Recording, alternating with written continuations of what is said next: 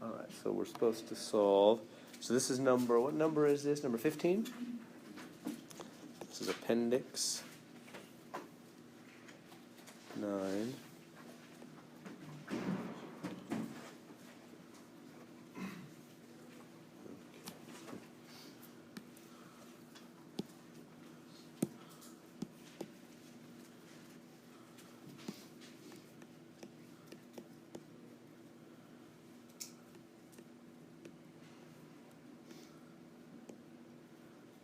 This is number 15.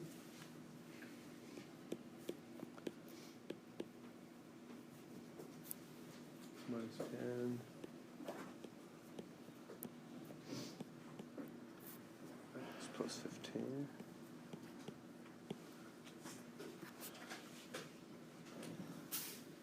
Okay, so how do we solve that? I don't know what you guys are doing first. I'm going to get rid of that fraction first. You could distribute it. It's okay. You could distribute that. Yeah, it's either way you want to go. I think I'm just going to go ahead and get rid of that thing.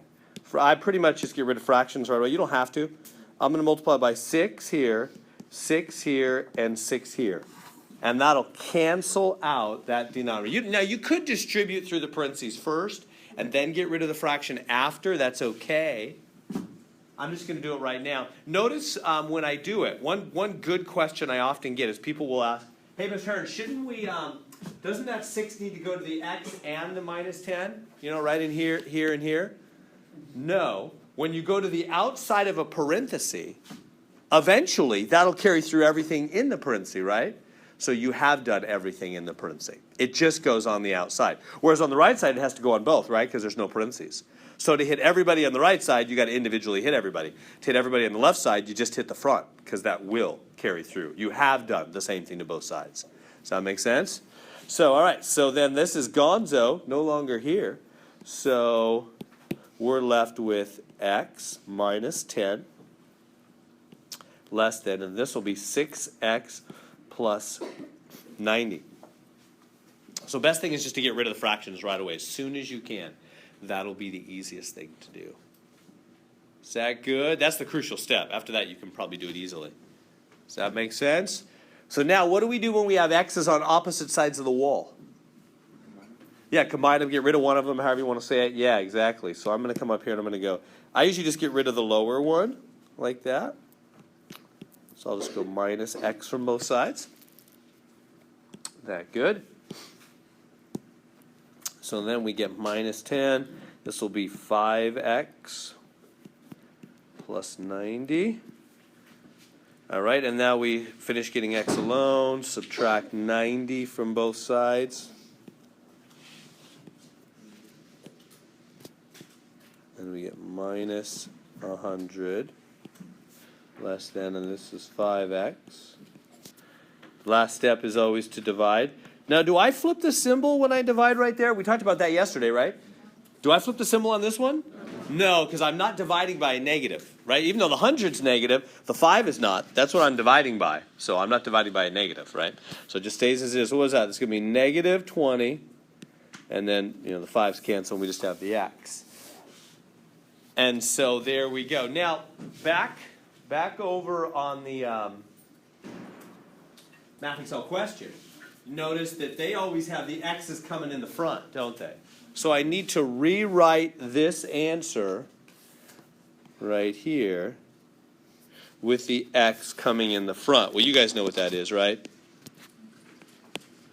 It's that way. That's the same thing, right? Because see how x is on the wide side of the symbol? X is on the wide side. It's off the screen a little bit, huh?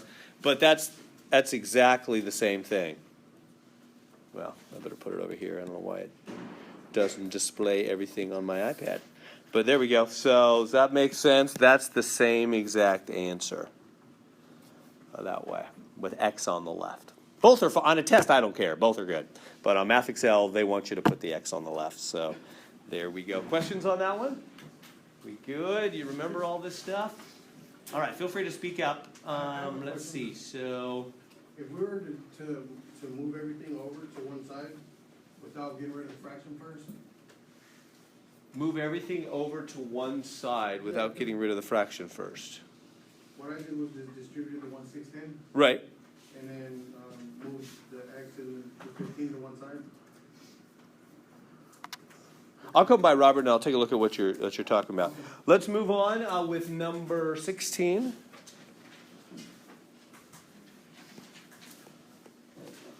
Let's try that one. So now this is what we call a compound inequality. Notice we have 3 parts, don't we? We have a left, a middle, and a right, not just a left and a right on this one. So how do we handle that? What do we do when we, if you want, in a sense, there's like, oh, here, let me put it over here. Oops, I did something crazy. Me and technology. Go away. There we go. All right. All right, so yeah, so it's like there's, break it into 3 sections, right? Got a left, middle, right. Basically, just focus your attention on the X. It's all about the X, and the X is saying, hey, I want to be alone here in the middle. That's always what it means to solve equations, huh? X is yelling out, I want to be alone. So what do we got to do to get, so don't worry about the 0 and the 6, don't worry about the sides, just hone in on the X. Just look right there and say, all right, X is saying he wants to be alone, so that means we need to get rid of this 2 and this 2, right? And then X will be alone. Doesn't mean anything about the 0 and the 6, right? Like if I yelled out, I want to be alone in here, you guys would think, we want you to be alone, Mr. Aaron. You're a little strange. We'll leave, right? But it would have nothing to do with people in the other room, right? So in the same way, when X wants to be alone, it means the stuff with X has to go away, right? So just focus on X. These guys have to go away. We start usually with the 2 on the outside, right? We save the number right next to X for last. So let's do that. And so I'm going to subtract 2. But whatever you do to one side, you do to all, you do left, middle, and right, don't you? Just equal treatment for all 3. Keeps them in that same relationship they were in. Whoops. And so that'll cancel. And we get negative 2x.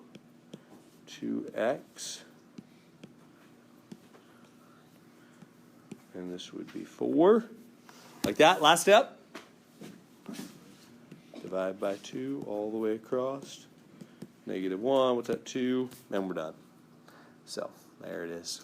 Good enough on that. I'm going to move on. Questions? Yeah. How would it work if you were dividing by a negative? Yeah, so both symbols would flip. Okay. Yeah, good question. If you divide by negative, both symbols would flip at once. All right, so here's a fraction one, number 17. So let's try that one.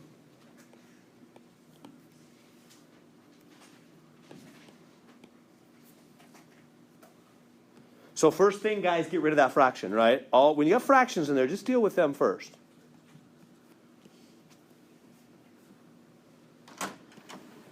So do something about the fraction right off the bat. So in other words, multiply through by 3, right? Multiply everybody through by 3. That's what I would do.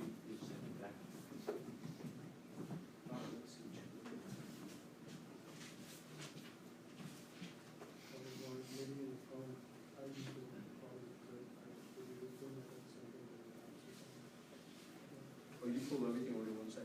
Yeah, there's really not any need to pull. I mean, it's okay. It's going to cost you much. But when we pull everything to something like X squared is where we want to get everything to one side. Because you really have to have a 0 for X squared. But when it's regular X, we don't want to get everything to one side. We just want to fix it. I mean, it worked. Yeah, no, it worked out okay, but you took extra steps. It's like me going home and showing you the neighbor.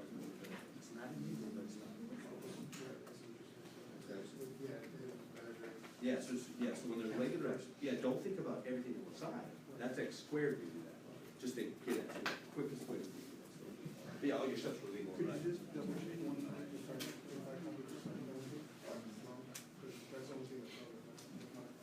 Oh, I don't even remember what the original one is.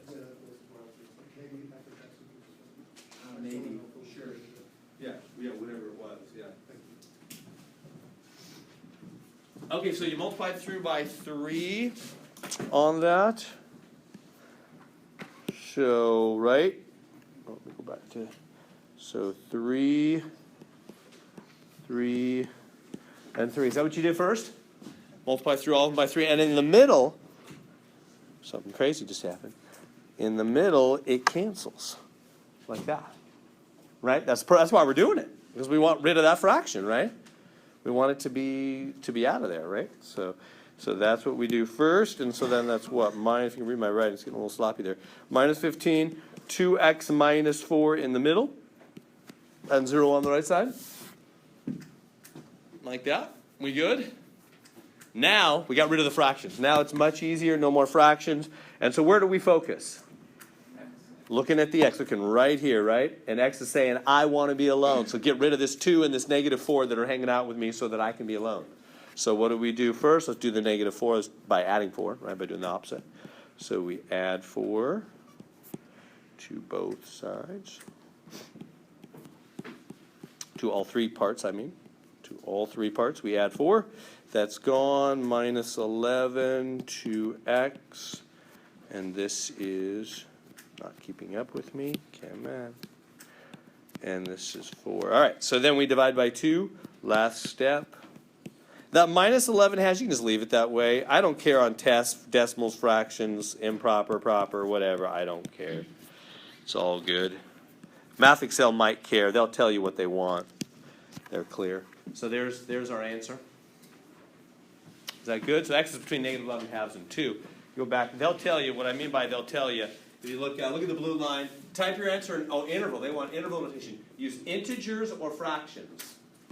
So they don't want decimals, in other words. Right? So they'll tell you. If you're ever unsure, let me give you this tip with Math Excel. If you're ever looking at Math Excel and you're like, I don't know what they want. I mean, do they want this? I got the answer, but I don't know what form. You know what you can always do? First off, they tell you in the blue, but sometimes it's not always the easiest thing to read all that math notation. You can always just go question help. Have you guys seen the view an example button? That's the best one. You won't like help me solve this as much. It asks you a bunch of questions. Most people like view an example. And then you just go boom, boom, boom, boom, boom, boom, boom, all the way to the bottom. And you go, oh, that's what they want. They want like a couple of numbers, parentheses, brackets, fractions. Then you know the form they want right away. That's the example problem. Yeah. How many tries do you get on the homework problem? Yeah, 3 tries, like baseball. 3 strikes and you're out. Yeah, so if you get it wrong 3 times, watch what'll happen. So if I type in an answer, and it says no, that's not even interval notation. And no, still no. I really think I'm right. 3 strikes. Okay, I'm out now. It says correct answer, your answer, sorry you're wrong. It's marked wrong up there. But now notice how what appears is similar question. So instead of going on, you can say, okay, I got it now. Give me a new one. So you click on similar question. It's going to see that question we have. It'll take that same exact thing and then just change a couple of the numbers. When I click similar question, watch. Boom. Yeah, so it just shifted a couple numbers. You got 3 more tries. You got infinite tries, really. So you can get 100% on the homework. You get the help buttons. You can do it over and over again. It's due. Homework is just like this. Homework will be due tomorrow. I'll let you know when we finish something. In fact, the due dates are right now. I think it says it somewhere back on the home page. So this homework will be due in technology. All right. We're back on live. Here we are. All right. So whatever. It'll be on these will be on the screen. Not my voice for most of it, though. All right. So there we go. There's that. So let's go back. Now, we still haven't solved the problem. So let's go back now and solve question number, whatever it was, 20, with that in mind. So absolute value of 7x less than 28. Okay. All right, so the fundamental thing you want to see, then go absolute value less, that means the 7x is between negative 28 and positive 28. That's the first step is the most important step. Notice, what did I do on step 1? Come on. Step 1, I removed the absolute values. Do you notice that? I removed the absolute value and I wrote negative number, positive number in between, didn't I? So it's the removal step. There's no more absolute values. So for example, a lot of what I'll see in students' work is they'll still have these on. Yeah, I'm kind of ruthless about that. That's not true. That's logically not true. You need to know what those things you're writing really mean. So I might take off for the right answer in the end if I see those kind of steps along the way. Because you know what I'm really aiming for? I'm aiming for your logical, patternistic thinking development. That's what you need for a K. You want to go on in math science? That's what you need, is to grow in your ability to logically think through these things. Not just crank out to the right answers in the end, right? So for example, if you put those absolute values on, you're not getting it logically. That's not true, right? So make sure you understand that we remove the absolute values. We remove them when we do that -20 positive. Okay, next step, and then it's easy from there, huh? But once you've done the removal step, you'll be good. If you could make it through that good, you're probably totally good.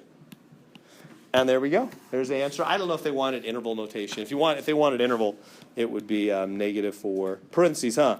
Because there's no solid bars. Right? If those were less than or equal to, I'd make the brackets, wouldn't I? Yeah. We good with that? Everybody see that? On that? Yeah. I don't know if this would work with other problems, but could you divide by 7 first, leaving the x in the absolute value? You could. Yeah, you could do that. That'd be fine. Would that work as like a general for other problems? Not if it's a negative number. Okay. Yeah, I wouldn't do that. It's okay in this one, rather than me giving you all the details of when it could be, when it wouldn't be. It's going to be easier if you just, first step, yank them. First step, get those absolute values off of there. And, well, that's not always true. I'll show you. I'll show you when else it's true. Let's move on. Number 21. I'm always racing that clock. I'm supposed to get halfway through 1.1 today. All right, absolute value 5x greater than 10, number 21. Let's try that one. All right, 21. Absolute value of 5x greater than 10. All right, so the crucial step is the first step. So let me let you do it. So the removal step, right? Yank off those absolute values and write some. Look back to the patterns I gave you. Math is the science of patterns. Just follow the patterns I gave you when I gave you the 3 cases. This is absolute value greater. We just did less. This is greater.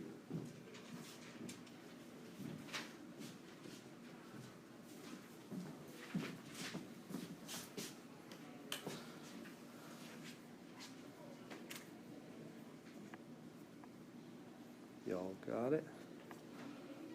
I'll give you a chance. You'll get more out of it. Everybody get the first step at least? Write that down. Okay.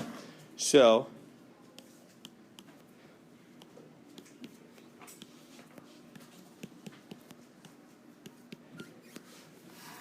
notice that, right? So the first statement is identical, right? This and this are identical, except I've removed the absolute values. And then this one, I reverse the sign, and I reverse the symbol and reverse the sign. Didn't I? Does everybody see that? Whereas on the absolute value less, let me go back a page. Notice on the absolute value less, both symbols go the same way, don't they? You noticing the differences? So those are the things that are really crucial. And I put the negative on the left, positive on the right. See that? Because that's what absolute value less means. It means you're between a negative and a positive. Whereas absolute value greater means you're really big, you're bigger than 10, or you're really small, you're smaller than negative 10. You're extreme left or extreme right. Right? Everybody good with that? So for example, yeah, I'm not meaning to be harsh with anybody, but I want you to know, I want no surprises. If you, for example, put that symbol that way, that might be a 0 on that problem. That's a big deal. That's not a small deal. So that symbol is really, really important. So make sure you're really catching the symbol details. That really matters. Whereas if you just divide wrong or something, I might give you almost all the credit. Because I know you can divide. You just took your eye off the ball for a second. But if you're doing funny things with the symbols, I'm not sure you really understand the concept. So there we go. There's the 2 answers like that. There's one way. What if they want intervals? I don't know what MathXL wants on this one. Oh yeah, they want intervals. Looking back at the thing. Okay, so they want intervals. So this is 2 separate x's. That means there's 2 separate intervals. Remember, greater is more. So the absolute value greater will always have 2 x's and 2 separate intervals. 2 x's, 2 separate intervals. Absolute value greater. Whereas absolute value less, if you go back, there's only 1 x, there's only 1 interval, right? 1 x, 1 interval for less. Less is less. More is more. That's how I survived college. Little goofy memory devices like that. So less is less, more is more. So the absolute value greater is going to have 2 x's. And now how would I write this as an interval notation? Greater than 2? Yeah, 2 to infinity. Oops, that wasn't an infinity. 2 to infinity. Less than negative 2? Negative infinity If it helps you, you could do number line if that helps you. Right, well, what is this really saying? Greater than 2 means 2 and onward. Less than negative 2. I kind of have them reversed. This one means this one means that one, huh? So there we go. You're supposed to stick a U in between. I don't care. I wouldn't take off for that. The U just means unite. Put them together. Questions on that? All right, good. Everybody get that? So less is less, 1x. More is more, 2x's, 2 intervals on that. All right. So those are the 2 big cases. So that would be the same thing. Let me do, how are we doing on time? We're getting close to time. Same thing. Let me see something that's more interesting. Oh, they're trying to be tricky.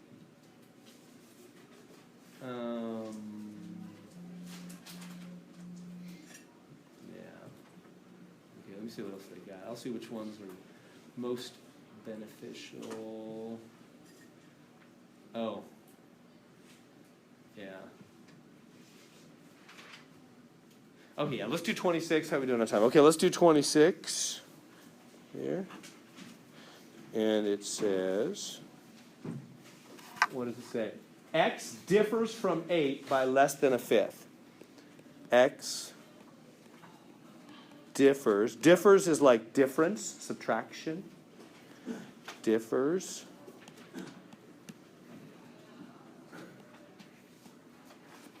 X differs from 8 by less than 1/5.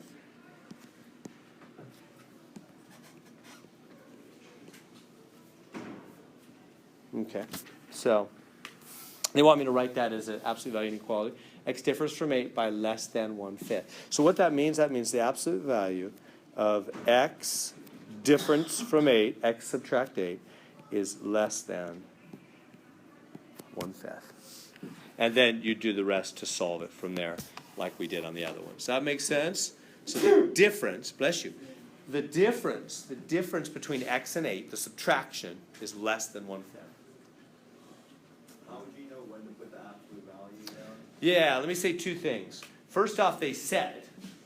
Back to the problem. They said involving absolute value. So they said it. But why? But how about logic? I mean, why logically does that mean it? That's what absolute value really is, right? How am we doing on time? All right. I'm thinking about giving a speech, so I got to look at that clock. Control myself here. Real quick. What is math?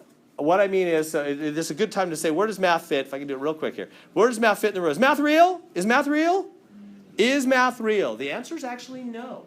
No, math is not real, right? What if I said, hey, I was on the way to class today and I saw 3. There was 3. You'd go, you saw 3. You saw 3 people, 3 cars. No, I didn't see 3 people or 3 cars.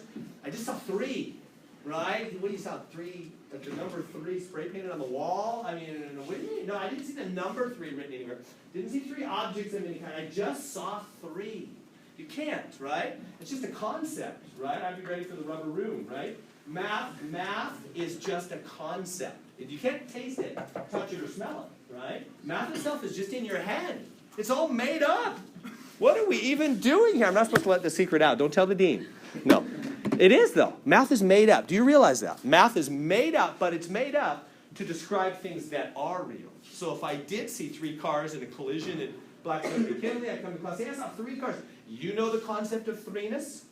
I know the concept of 3ness. It's been made up, but we know what it is, and we can talk about things in the real world. So understand, that's what math does. Math is made up to describe things that are real. So absolute value is one of those made up things. We just made it up. But why did they make it up? To describe things that are real, that happen in the real world.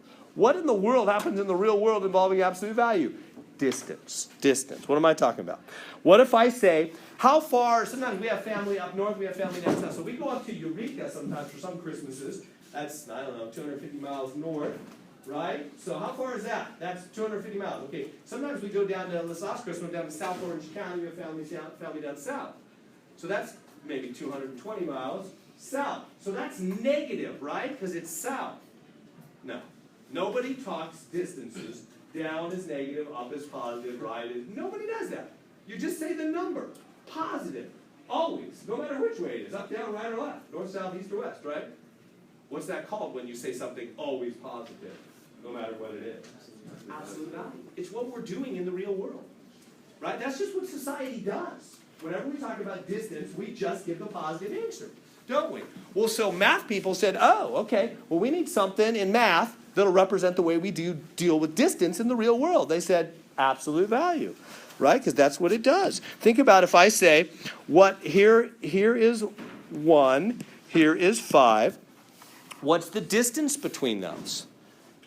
Well, you subtract them. But what if you start with a 1 and you subtract them? You're going to get -4. That's not distance. Nobody would talk about distance. So what do?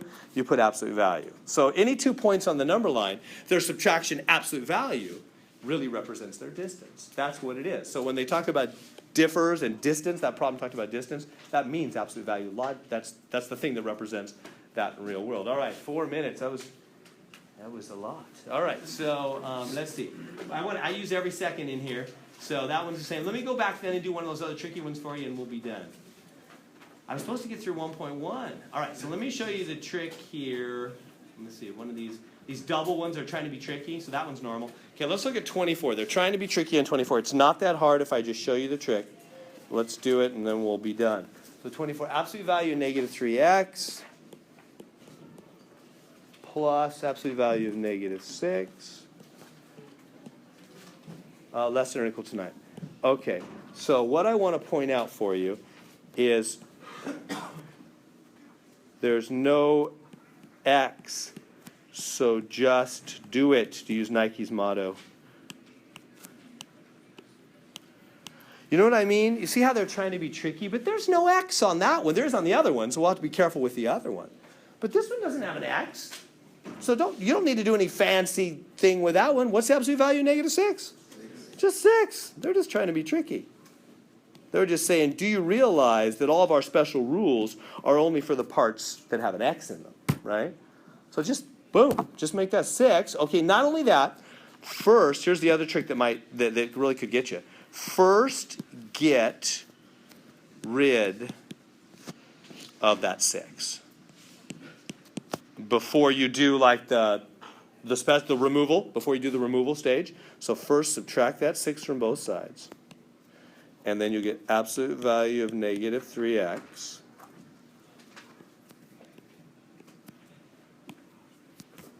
less than or equal to 3. Notice the absolute values are still on there. Now do the removal. Oh, this pen's behind me. Now remove. So now remove, and what do I mean by remove? I mean yank them and say -3x is what? What do we say for less than? Less than or equal to 3, or, no, that's wrong. I'm doing it backwards. Don't do that. We put it between negative version and positive version, huh? And I'm scribbling wrong things because my pen won't keep up with me. Come on, pen. There we go. Right? Everybody good with that? Correct removal. Absolute value less has the 2 around it. It's 1x. The numbers around it. Then, just divide by -3. You might be wondering, Miss Harry, absolute value negative, can we just make it a positive? You're right, you could. It'll work either way. Actually, it doesn't really matter. Either way, it's true. Wait, is that true?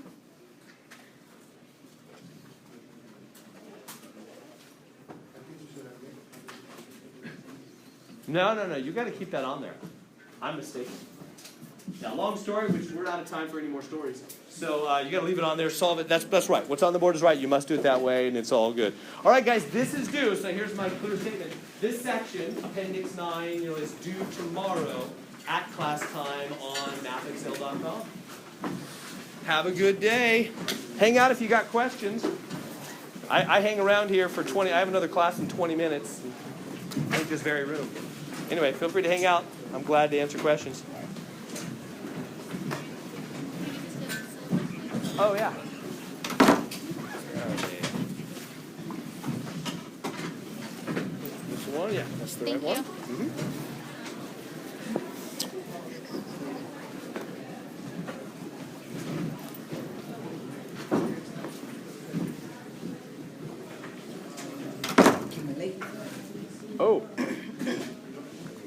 Damn. So, what's your last name? Lord? Mong? Yeah. Gotcha. Thank you. Like parking was a mess out there. Oh, it's crazy, isn't it? It's even worse than yesterday. Yeah, it is. Yeah. What's your last name? Redondo. Yeah. Katrina, right? Yeah. Katharina? Gotcha. Thank you. Samuel. What's your last name?